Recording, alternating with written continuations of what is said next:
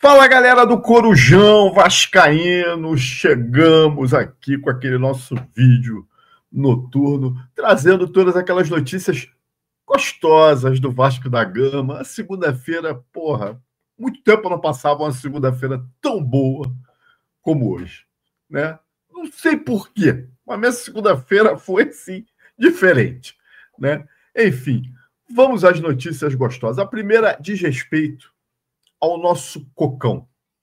Né? Informação dada anteriormente aí pela imprensa que o Cocão havia sofrido uma contusão, rompido os ligamentos, né, laterais do joelho aí, né? E hoje a informação mudou, que foi uma contusão mais leve, que provavelmente não vai precisar de cirurgia, né? Que ele vai precisar apenas aí de algumas semanas para se recuperar a pancada que ele teve aí no joelho.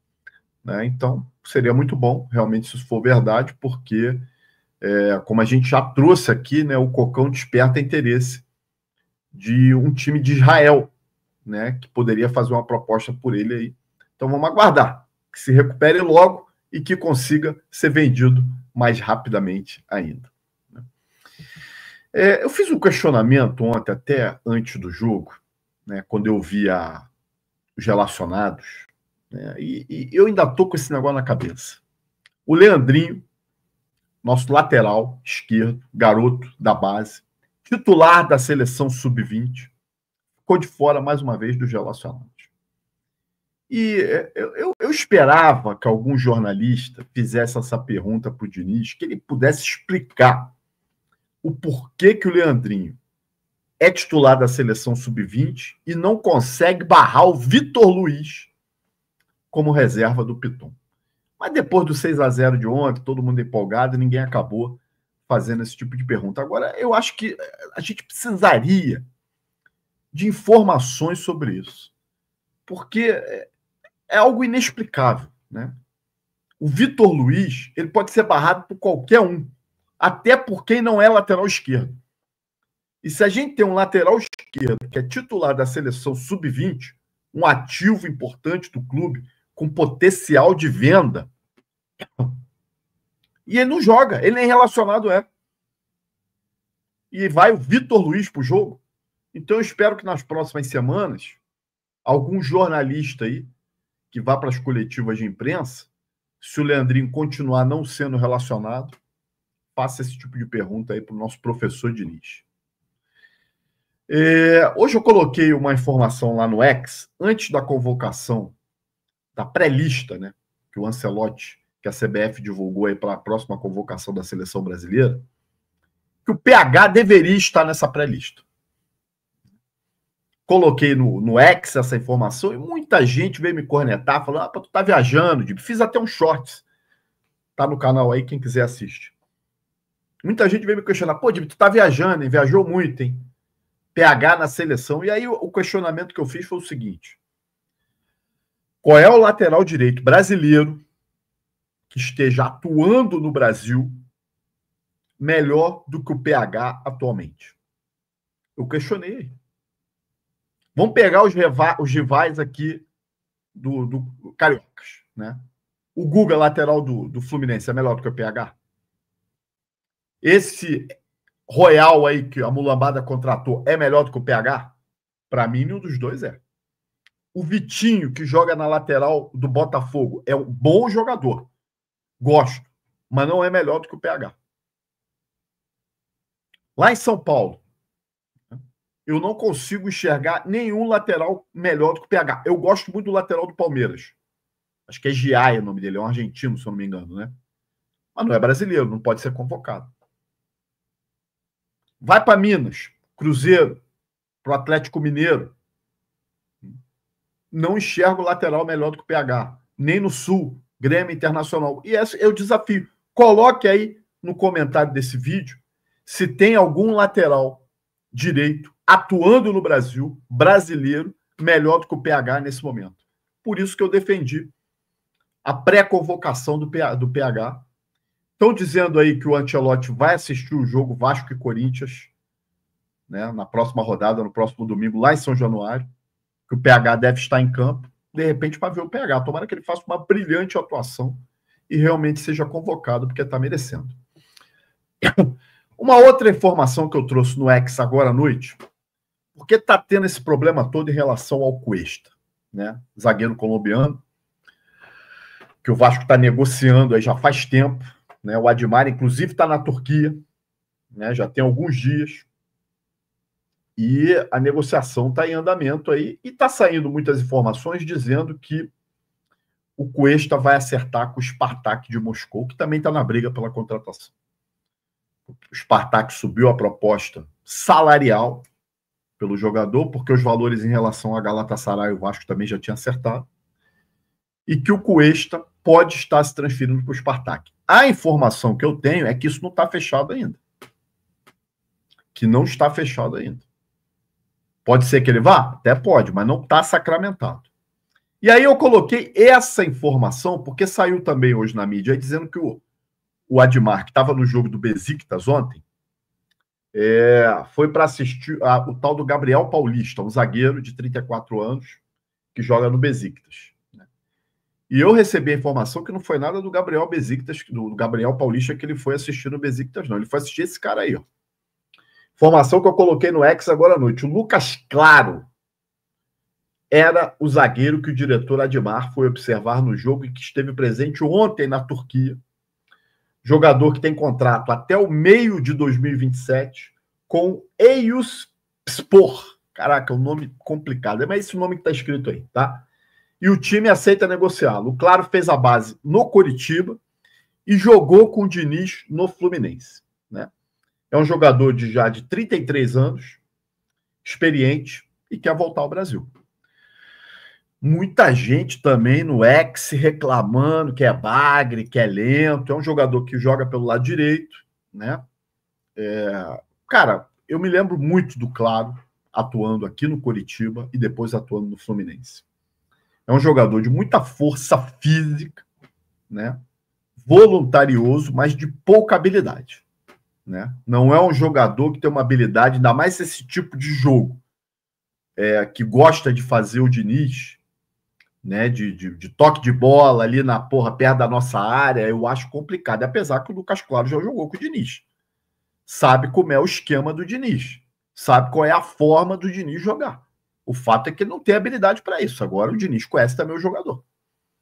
Agora, é um tanque, é um jogador forte, é um jogador que nem é tão alto assim também, gira em torno de 1,80, né? Mas é um jogador que tem uma imposição física, porque, tipo assim, ele tem um porte físico estilo David, né?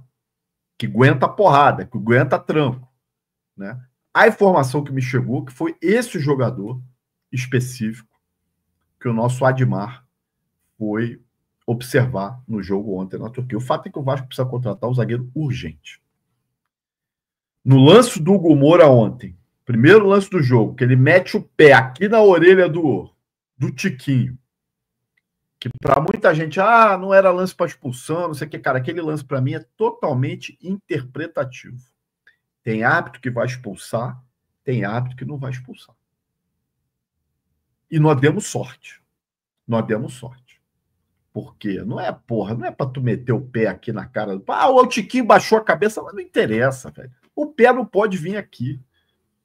Porra, ainda ficou um calombo aqui, cara. Porra, cara, sinceramente, nós demos uma sorte danada do Abate lá, do Ramon Abate lá, não expulsar o nosso amigo lá, o Hugo Moura, porque com certeza ia comprometer e muito o nosso jogo. Coloquei na capa do nosso vídeo hoje aí o nosso Coutinho, Felipe Coutinho, que para mim ontem fez a melhor partida desde que ele chegou no Vasco da Gama. Tanto fisicamente, como taticamente, como tecnicamente. Né? Ele realmente comandou. Parece que essa braçadeira de capitão caiu muito bem nele. Né? Comandou o time. Né? Foi a referência, foi o destaque.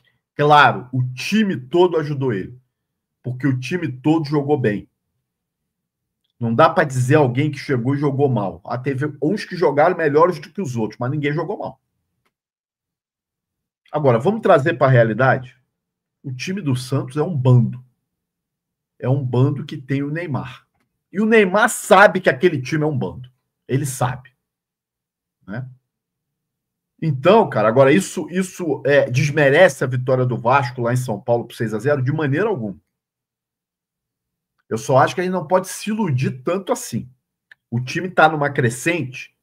Tá, a gente já percebia isso nos empates contra o Internacional, no empate contra até contra o Grêmio, né, no empate contra o Atlético Mineiro, na derrota para o Mirassol.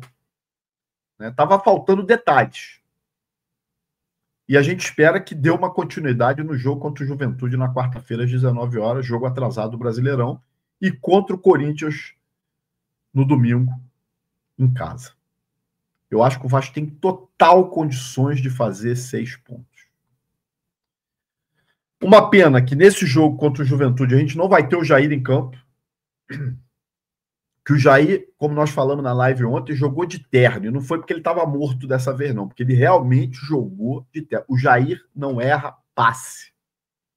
É impressionante. Você pode pegar e assistir o jogo inteiro ontem. Você vai ver que ele não errou nenhum passe. Nenhum passe. É um jogador que pecava muito pela falta de intensidade. Questão física. Mas num time arrumado, e o Vasco tá ficando um time arrumado, ainda não está, mas tá ficando, ele tá precisando correr menos. Como todos estão precisando correr menos, o próprio Coutinho. E isso faz com que eles consigam aguentar mais minutagem nos jogos. Não é à toa, gente. Os jogadores estão mais agrupados. A inversão de posição feita muitas vezes no jogo pelo Paulo Henrique, pelo Piton, e a gente viu isso no lance do gol do Tietê, quem faz o corta-luz é o Paulo Henrique, no bico esquerdo da área. O Piton do lado direito, muitas vezes, e isso eles fazendo a transição em X ao longo do jogo, isso não é por acaso. Isso é treinamento.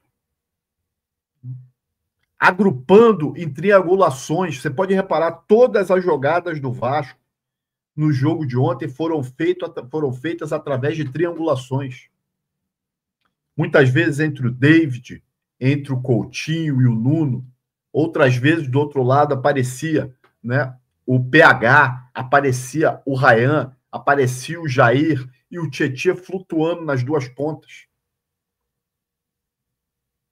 Isso vem fazendo crescer o futebol de jogadores que a gente criticava até outro dia. E criticávamos com razão. Né? Com razão. E o Coutinho é um deles. Né? O Coutinho realmente, cara, vem subindo de produção. A única coisa que eu acho agora é que nós temos que cuidar da questão física do Coutinho. O Vasco tem que tratar com muito carinho essa questão de não deixar o Coutinho se contundir novamente. Porque a gente já viu que quanto isso atrasa a evolução do futebol dele. Então, os monitoramentos que são feitos lá pela parte da fisiologia, pela parte da comissão técnica, né, dos preparadores físicos, tem que ser muito bem feito para ver qualquer risco mínimo que ele corra, tem que sacar ele. Para não correr o risco de realmente perder ele por mais jogos aí. Em relação à volta do Verratti ou não, eu vou tratar isso no vídeo de amanhã, né? Que é a véspera do jogo contra o Juventude, né, gente? Eu só acho que é o seguinte, nós temos que sim comemorar essa vitória, foi uma vitória importante que nos tirou da zona do rebaixamento. Porra, fez a torcida feliz como há muito tempo a gente não via. Mas foi apenas uma vitória. Tudo bem, cara, mas porra, ganhar de 6-0 do Santos no Morumbi, não é qualquer hora que vai acontecer. Sabe lá quando nós vamos ver isso de novo. Se é que a gente vai ver. É isso aí, gente. Se você gostou desse vídeo, peço que deixe seu like, compartilhe, se inscreva no Corujão, vire membro para você qualquer hora estar aqui na bancada comigo, né? Participando da nossa live, entrando lá no nosso grupo do WhatsApp. Segue a gente lá no Instagram, Corujão Vascaíno, e também no X, @Corujão Vascaíno. Um abraço, gente, e até a próxima.